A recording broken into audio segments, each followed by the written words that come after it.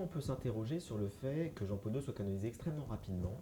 Je crois que ça répond à deux choses. La première, c'est que incontestablement, Jean-Paul II est une personnalité exceptionnelle, qui a marqué l'histoire de l'Église et qui était très certainement un saint homme. Moi, j'ai eu l'occasion de le rencontrer deux fois personnellement. J'étais très impressionné par la qualité humaine et spirituelle de cet homme. Donc, indéniablement, je dirais que sa canonisation est légitime sur un plan purement spirituel qui valide la sainteté d'un homme. Là-dessus, il n'y a pas à discuter. Et ça a tellement, son pontificat, je dirais, eu un tel rayonnement pour l'Église qu'on comprend pourquoi l'Église canonise un pape qui a d'une certaine manière rendu autant service à l'Église. Je reconnais personnellement les qualités personnelles de Jean-Paul II, ses qualités de foi, d'espérance, d'amour. Autant, il y aurait beaucoup de choses à dire sur sa ligne théologique qui a quand même conduit, à mon avis, et pas qu'à mon avis, parce que beaucoup de théologiens vont dans ce sens, à certaines régressions dans l'Église catholique après le Concile Vatican II, notamment sur la place des laïcs. Le Concile Vatican II espérait qu'il y aurait beaucoup plus de place dans les laïcs, pour les laïcs et que finalement la hiérarchie extrêmement pyramidale de l'Église allait se modifier avec plus de responsabilités pour les laïcs. Ça s'est quasiment pas vu et Jean-Paul II a plutôt un côté très clérical. Il a aussi soutenu les courants les plus conservateurs dans les épiscopats des pays du tiers-monde et notamment les évêques qui soutenaient des dictatures, alors qu'il a complètement muselé les courants théologiques type la libération en Amérique du Sud, les courants favorables aux pauvres.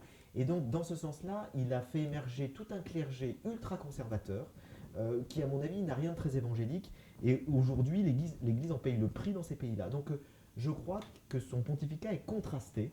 C'est un homme qui avait un grand rayonnement, c'est un homme qui a apporté beaucoup de choses dans le dialogue interreligieux. Il a une très grande ouverture aux autres religions. Il a eu des gestes prophétiques comme la visite à Jérusalem ou la grande mosquée de Rome, la réunion d'assises avec les grands chefs religieux pour la paix. C'est un homme de paix. Mais c'est un homme qui a eu un pontificat très conservateur sur le plan théologique et sur le plan de la discipline ecclésiastique. Et ça va continuer de poser des problèmes, je dirais, à l'Église dans les années et les décennies à venir. Et il faudra probablement qu'il y ait, je dirais, des débats qui s'ouvrent sur toutes ces questions-là qui ont été un petit peu étouffées pendant le pontificat de Jean-Paul II et de Benoît XVI.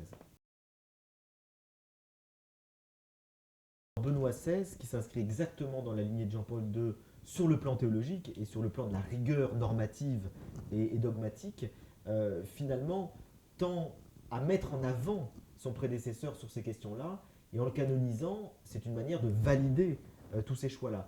Or, il est bien évident que la grande majorité des catholiques n'y adhèrent pas. La grande majorité des catholiques est favorable, par exemple, à l'ordination d'hommes mariés.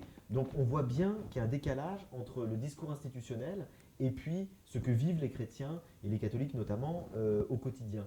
Donc là, évidemment, cette canonisation a aussi cette dimension politique.